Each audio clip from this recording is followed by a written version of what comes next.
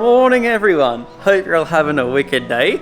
Welcome back to the videos. We are continuing on with the Evo 6 build, and before we go any further, I want to quickly reiterate what we're doing with this entire build if you haven't actually been following along for part 1 or anything along those lines. We are going to be transforming this Evo right here into the 21st century with a Haltech, with flex fuel. We're redoing the entire fuel system, the entire trigger system, and the entire electronics in this car right here, which is very, very cool. In part 1, we've pretty much managed to solve all of the engine-based stuff. So we did our Raceworks R35 Hitachi coil pack conversion, as well as a set of Bosch 1000s with that Raceworks fuel rail down there. We have a Raceworks fuel filter sitting down there, FPR 800, and a brand new BMC air filter. And if you guys couldn't tell already, this entire build is sponsored by Raceworks, so I want to give a massive thank you to Raceworks. Go for the links in the description to go check out all their products. But not only that, Ataku Garage down the back there with the Haltech,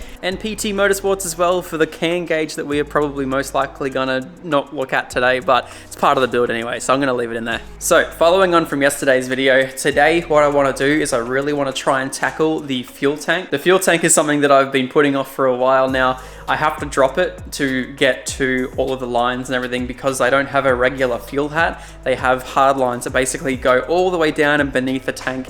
Plus, I also want to do a wiring upgrade to the tank as well, so I thought it would be way easier for me to literally just drop the tank, do all the wiring, do the fuel pumps and everything else as well. So today we're going to be getting into that fuel tank, hopefully dropping out that fuel tank, and I also want to try and work out exactly where this original AEM wideband sensor has gone. Because I want to replace it with a Haltech. So that's going to be my goal today, replace the wideband and get the fuel tank dropped so we can put our new Raceworks fuel pump in there. And yeah, but it's very cold today. Melbourne has just turned on the weather for us. Yesterday it was nice and beautiful and yeah, nice and beautiful and warm. Today it's about 10 degrees. So first things first, what I might do, I think what I'm going to try and do first is get into this AEM wideband gauge, because we're going to be replacing this with the 52mm can checked gauge. So I'm going to leave the boost gauge in there. I think the boost gauge is great. However, I'm going to definitely change out that air fuel ratio because I'm upgrading. So I'm going to try and backtrack that and see what we can do.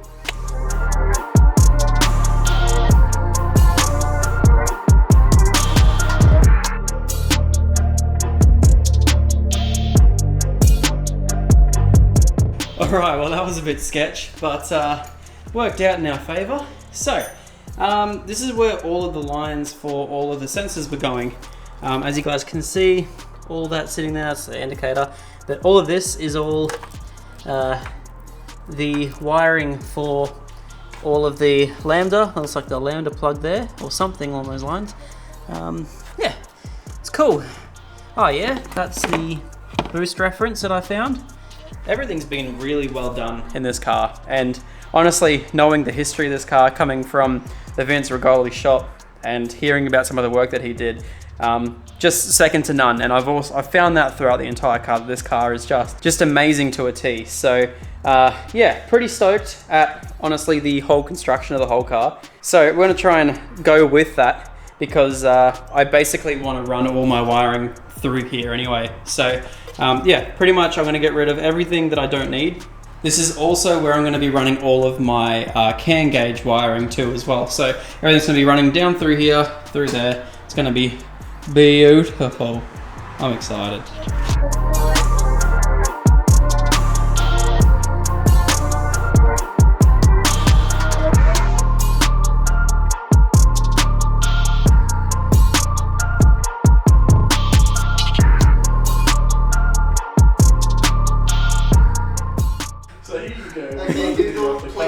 Please play royalty free. Please play royalty free music. Those are my favourites. Volume 1 on Spotify. Oh, he actually turns it on. Nice. Watch me get demonetized from this in 20 years time. Rightio guys, we're back and we have the back of the car jacked up. We also got two mates down here. Hola. Hola. You actually haven't been on the videos yet. Do you want to introduce yourselves? I am Zach. Hello. Hello. Hello, I'm Dom. There you go. We got Dom and Zach. Do you guys have Instagrams? I don't know. I do not. He doesn't. I do, but I don't use it. There you go, beautiful. Go follow them on them. Excellent. So we're getting underneath the car at the moment. You guys probably... So I decided to be a good person and not cut the fuel lines. And I decided we'd actually drop the tank. It doesn't look too big of an issue, especially when you got 3 people here. So stoked at that. We've already disconnected everything at the top. And my goal today is literally just to get the fuel tank out and I can put the whole thing back in. Should be right a couple of days time. So yeah, exhaust is coming out. We're just about to drop the tail shaft and then drop the diff a little bit, and then we'll just start lowering the tank and seeing what's still connected, and then we'll just keep going from there. So a lot of people reckon you have to drop the whole diff out. I reckon I can leave it in, so we'll see how we go. But yeah, I might actually go give these guys a hand getting the exhaust out. But look at all these pie cuts. It's such a beautiful exhaust. Stoked at that. You guys alright? Yeah, I'm just holding the sides of this slap on the ground. It's becoming a running joke on my channel that whenever people rock up, they start working on my car and I don't do anything, so... I was initially that one sitting there doing nothing but eating KFC, so... Yeah, that's fine. I offered food, and I think that's okay. Yeah, he offered food, so it's all good. But then I've also come up the front and I've just ran my Haltech wideband as well, so it runs down the bottom of the dump, it comes out here. This is what I was showing you guys before. And then runs up here to my wideband, and that's just gonna go straight in the side there. So absolutely stoked about that. And then what we can do, a CAN bus extender, just plug them all in there, run one single wire or two CAN high, CAN low across to the ECU, and that'll be fine. So I just gotta build up a new CAN high, CAN low. But aside from that, everything's looking really nice.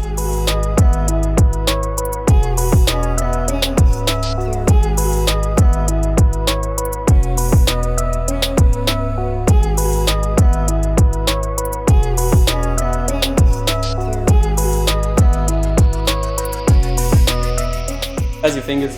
Yeah, good. They're living. I have full functionality. Alright, what's that connected? Yeah. And you still have fuel. I do. I'm glad I just connected these, because that definitely... Oh, Yeah, mate, no, that was like definitely, super essential. it definitely wouldn't have come out. No. Look. Oh, hello Sarah, look at these. I don't know why I disconnected that. So what function does this serve? That, oh, well, if it doesn't work, But what is that's your fuel tank. Ah. Is that all it is? Yeah, believe it or not, it's a tank and it's got fuel in it. Oh, sorry, that was a bit loud. So, if you're gonna do this job, just cut the lines. So much easier. Literally all you have to do is just snip these two, and Bob's your uncle, she's good to go. Oh my god. Alright, cool. I'm glad it's out, because now I can do all the proper wiring, all the stuff. It's gonna be a good time. It is all good. I'm the same. Beautiful.